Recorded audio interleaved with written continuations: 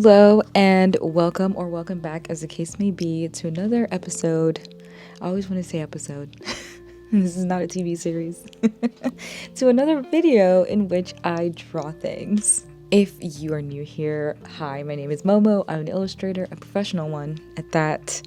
And sometimes I draw things for YouTube. So here we are, doing this little back and forth. Today, I guess I just wanted to kind of walk through my illustration process with an original piece. I'm very happy that I finally got it done. I started this piece as I do most of my illustrations ages ago, and finally, she's seeing the light of day, she's free, she's released into the world. So yeah, that is kind of the basis for today. We're just gonna go a little bit step by step through the entire rendering process of this illustration. Hello, it's voiceover me now. So for this piece, the inspiration is actually a Dua Lipa music video. I've used it for another piece before, but I'm still not over it, and I don't think I captured what I wanted to in that first piece, so we're trying it again. And the point of the piece is to kind of feel dreamer-like while also being chaotic, if that makes sense. There's a lot of chaos happening in the back, but she's oblivious. She's in her own little world, and I wanted to kind of mimic that juxtaposition, if you will, by having really strong graphical, shape-based building blocks in which I would render within those. And that is why I'm using the lasso tool here, and I'm using the lasso tool and I'm just basically piece by piece cutting out each section of color and then filling it in, and then I'm gonna go back in within that and paint within those shapes. It sounds more complicated than it is. It's fairly simple, I promise. Whenever I paint, I keep my sketch layer on at all times. So I get my sketch layer to a point where everything reads fairly decently, like I can understand what I'm working with here. And then I change the colors on my lines and I set them to multiply so that they kind of they highlight through whatever colors underneath it. By setting these sketch lines to multiply, I'm basically making kind of a cohesive element to the entire color scheme that we have going on here. So we already have this pink purple vibe going on in the back, and I knew whatever color that I used as my sketch color lines, it needed to mirror that, or it needs to be able to pair with that really nicely, which is why I went with this pinkish purple color.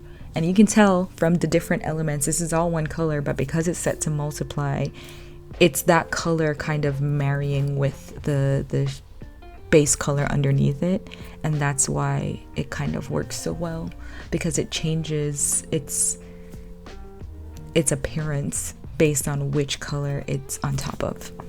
And that's what helps me keep everything feeling like they belong together despite it all.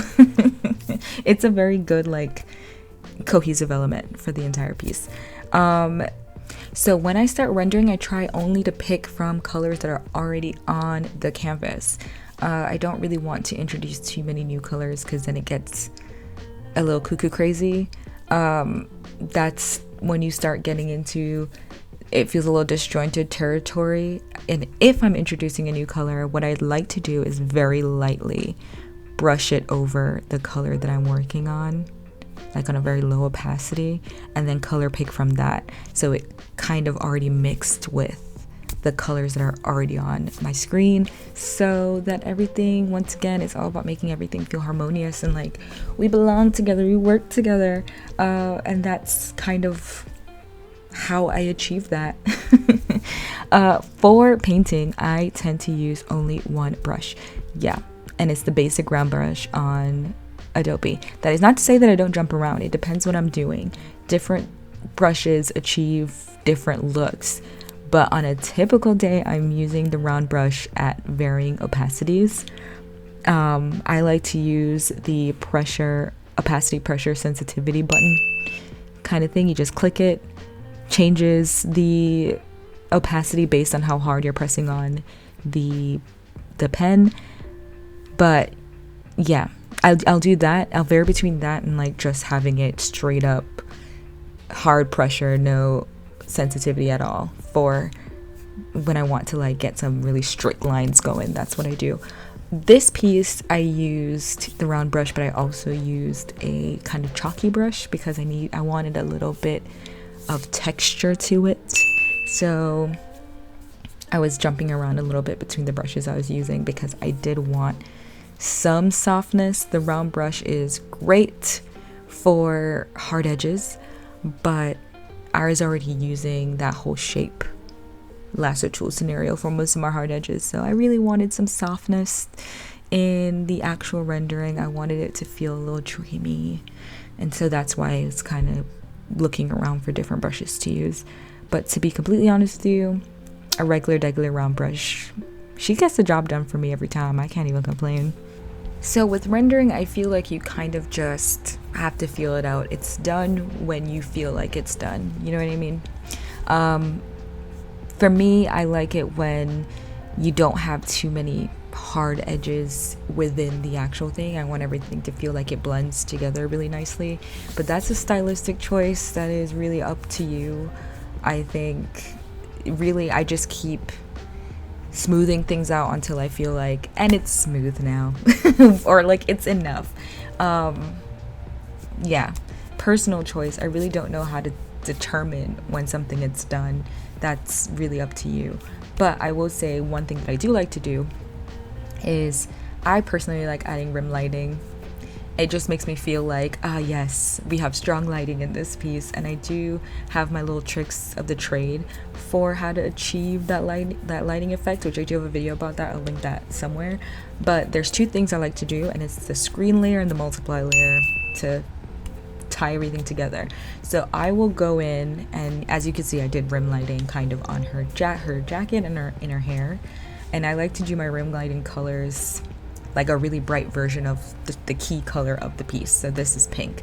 I'll go in, I'll paint the pink elements into the hair, and then I'll make a separate layer on top in which I brush pink back over that, and I'll set that to screen.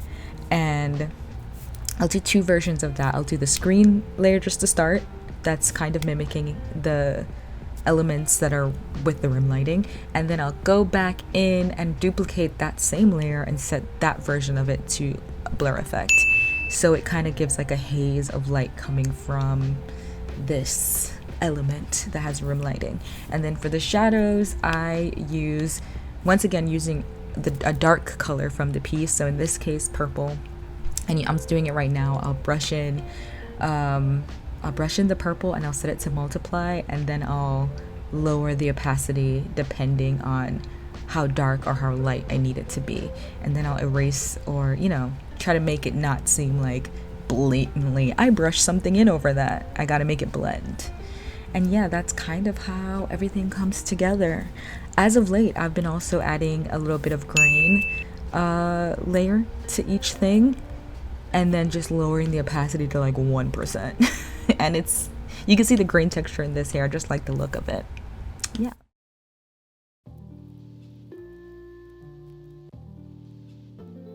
That is it for today. I hope you enjoyed this whole walking through of the process. Maybe it was illuminating, maybe it wasn't, or maybe you just came for the good art.